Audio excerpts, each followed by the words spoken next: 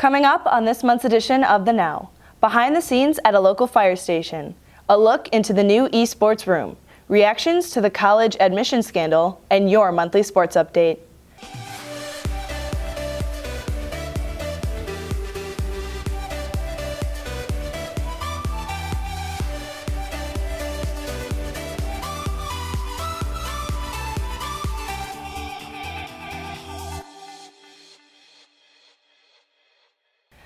Good morning, Huskies, and welcome back to this month's edition of The Now. From your Advanced Media Lab, I'm Erica Brandt. And I'm Drake McIntyre.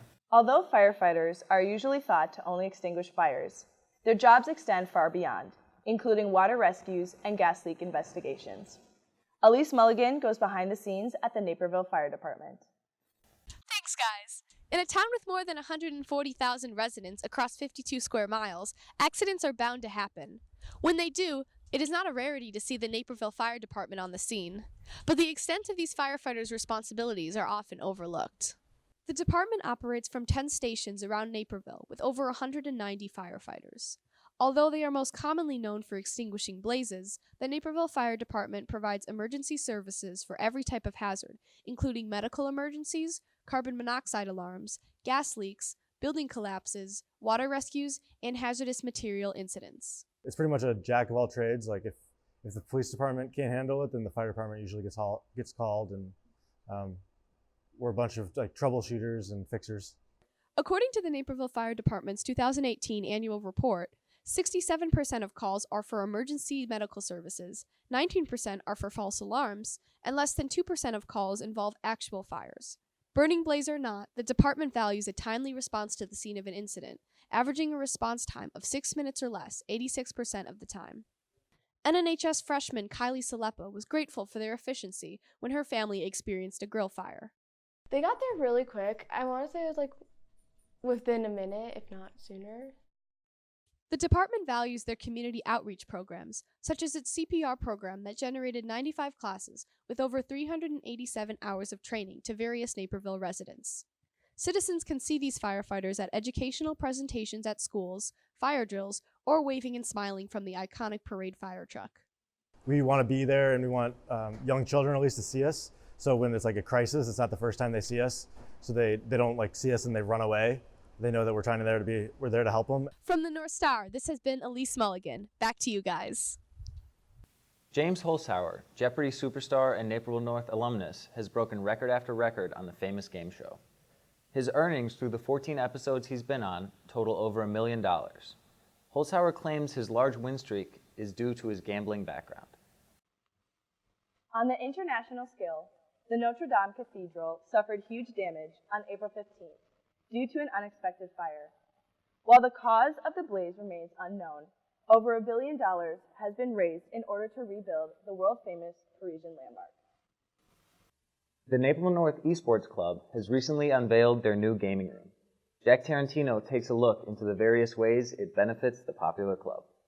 While over 45 schools have esports teams, Naperville North's gaming arena is one of a kind. Equipped with high-end gaming computers and accessories, the esports team allows the various teams to practice in a controlled environment.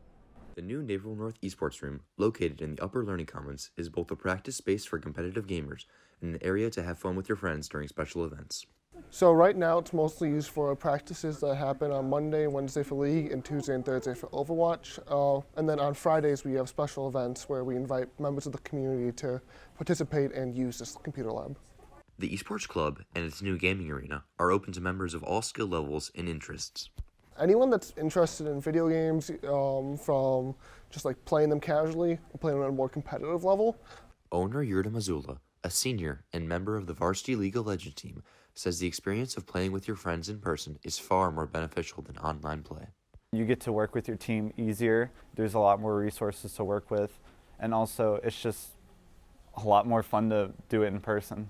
Andy Mendez, campus supervisor and esports advisor, says many Illinois schools are beginning to form esports teams. However, Naperville North's new gaming room is unprecedented. The esports lab is something very unique to a high school. It's not so unique at a college level anymore, ever since Robert Morris University did it first. But at a high school level, we're one of the first in the nation.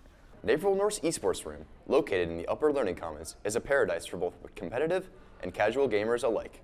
This has been Jack Tarantino from the North Star. Back to you guys. Thanks, Jack. The college admissions scandal exposed the corrupt practice of using money to obtain entry into a school. Ellie La Liberté explores the various ways it affected Naperville North, as well as what it means for the future. Earlier this year, a massive cheating scandal rocked some of the nation's most prestigious colleges and universities. Many Naperville North students have worked hard throughout high school to get into these schools, and now many are having various reactions to it. In mid-March, federal prosecutors indicted parents and college athletic officials in a scam where parents were paying to get their kids into college. This was done by either bribing administrators to alter test scores or to disguise a student as a student athlete. Even major celebrities have been involved in this, such as Lori Ann Lulin, who played Aunt Becky from Full House. Schools included in the scandal were Yale, Wake Forest, Stanford, as well as the Georgetown universities, and USD, the University of Texas at Austin, UCLA, and the University of Southern California. While all of this was going on, Naperville North students have been applying, getting accepted, and denied from schools across the nation. Sala Metaconis, a Naperville North senior and future Eastern Michigan rower, feels cheated by the scandal.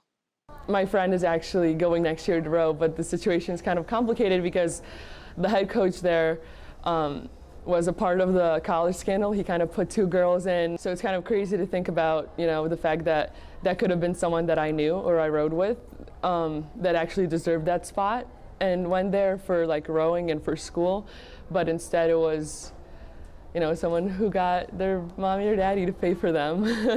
Metaconis is not the only one who is upset by this issue. Senior Zoe Andrews' mom runs a tutoring center, leaving Andrews with strong feelings towards those who cheated. Well, I know my mom was really taken aback by it because she's been training these kids to just try their best and get good scores so they can get into their dream schools, and the fact that there's these rich YouTubers just paying their way through to get into, I think it was UCLA, just makes me sad. For student athletes, high school is a chance to prove one's ability to play at the next level. But this scandal might have changed the viewpoint on recruitment for Mataconis. It just makes me trust it less, like who's, like the whole process of recruiting, because that's been such a big part of my life in the past couple of years. From the North Star, this has been Ellie La Liberté. Back to you guys. Thanks, Ellie. We now go to Katie DeWard with your monthly sports update. Hello, Naperville North. This is Katie DeWard back with your monthly sports update. At the Crosstown Mashup, Naperville North boys lacrosse team defeated Naperville Central by a final score of 16-5. We go to Josh Peach with the story. Thanks, Katie. Following their 4th place finish in last year's IHSA state tournament, the Naperville North boys lacrosse team has already gotten off to a great start this season. We followed the team through their win over Naperville Central and caught up with senior Bo Richter and Matthew Mashmeyer about what it takes to be a lacrosse player.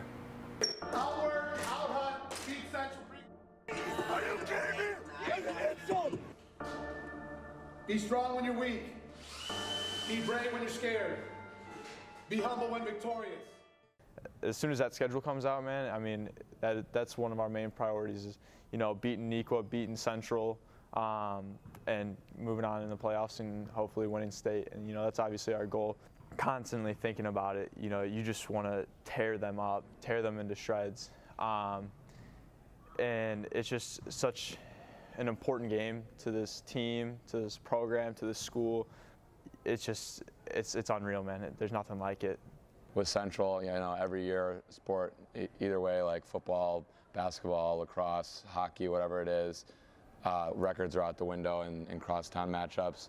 So everyone knows that no matter how good either of us are, any team can win. So, and our coaches do a lot of film and they prepare us really well for every game. But Central especially, they give us personnel, let us know what each player can do, and our coaches do a really good job of that. And we got 4th place last year, which is it was a great experience getting down to state, but it was kind of devastating. Glenbard West was a great team, but we feel as if we can beat them, and they're in our sectional, so we're really looking forward to playing them, hopefully for a sectional championship.